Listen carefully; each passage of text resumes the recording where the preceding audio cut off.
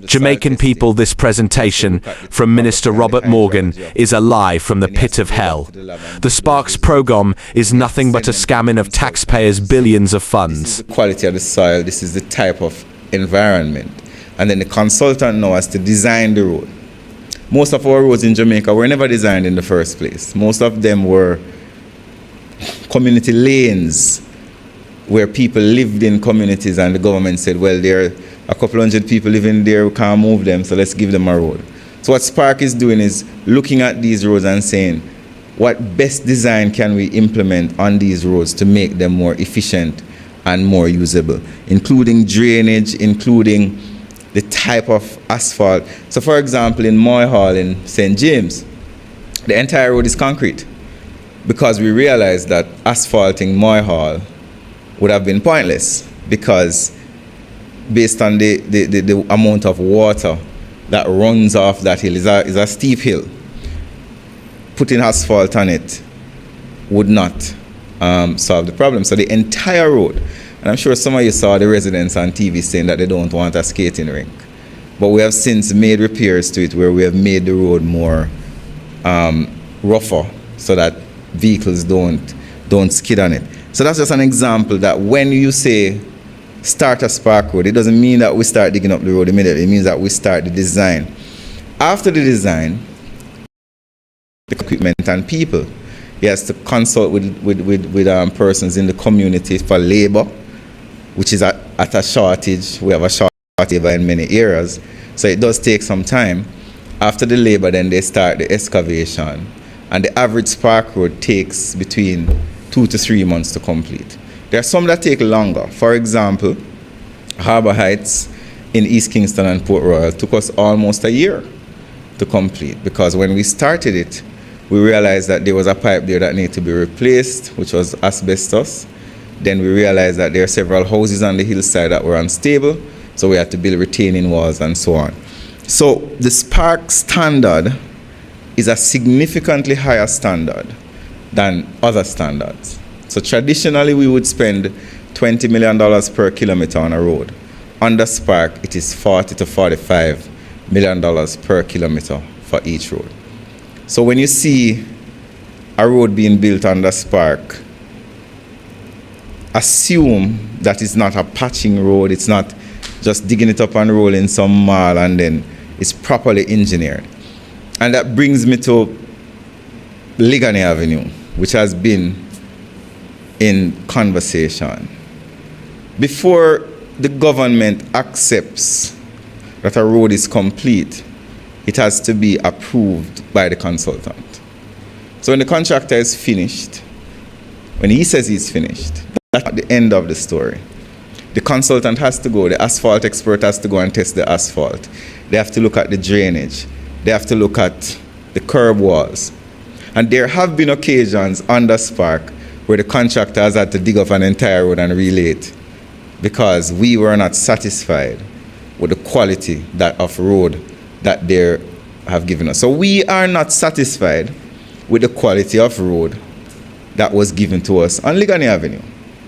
If you compare the road beside Ligani Avenue, which is a Spark road, and Ligani Avenue, you see a difference. So the NWA has been mandated with the consultants to look at the road and say, what are the changes that need to be made to make Ligani Avenue to the standard? And that is why Spark is such a powerful program. Not only does the contractor have to give us a good quality road when they're finished, but they still have a warranty period after they give us the road, about a year, where if anything happens to the road that can be said to be because of their acts or omission, they're obligated to repair it, right? After that, we know that if we get a good quality road, we have a good road for 10 years.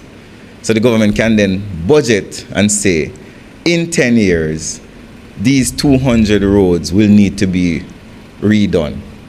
Gives Minister Favour Williams, if she's still around at that time, a good opportunity to forward plan the budgetary process, and it makes spending government money more efficient. So by the end of March, we would have